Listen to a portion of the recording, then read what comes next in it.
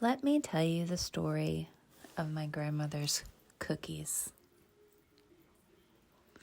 First, let me give you a brief history of my grandmother. She was born in Tennessee in 1921 and was the second oldest of 13 siblings. She and my grandfather moved to Michigan around the 1940s. Fast forward, I was born in 1978. So my grandmother was about 57 years old when I came into this lovely world. I was the youngest of my family and the youngest grandchild for my grandmother. Visiting my grandparents through the child's lens, this is what I remember it as a child, was always filled with cousins, sleepovers, church, hee-haw, puzzles, attic adventures, and so much, much more.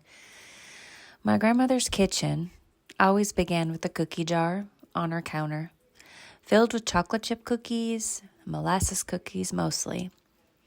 No dishwasher in my grandmother's house. She washed everything by hand. She had a drawer with silverware and a tiny fork and a spoon that I always assumed was made just for me.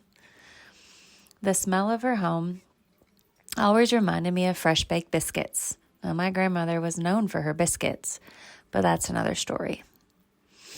My grandfather passed away when I was 11, and it was just my grandmother after that.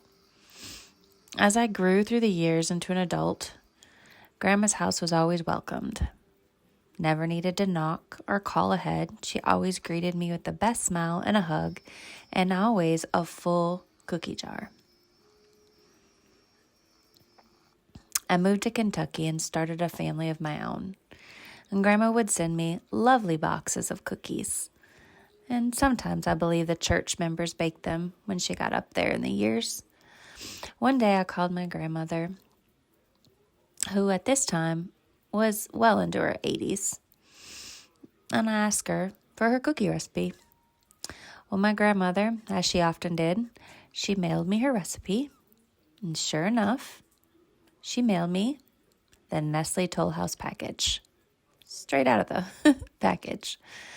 After I chuckled from my grandmother's sense of humor, I made the cookies, just like the package said. But them cookies, they didn't taste like my grandmother's cookies.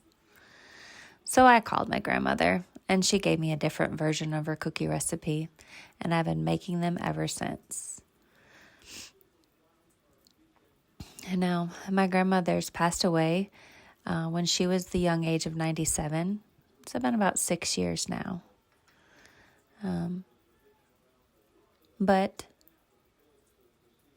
her cookie jar will forever be filled with her cookies and little hands reaching in to taste the love.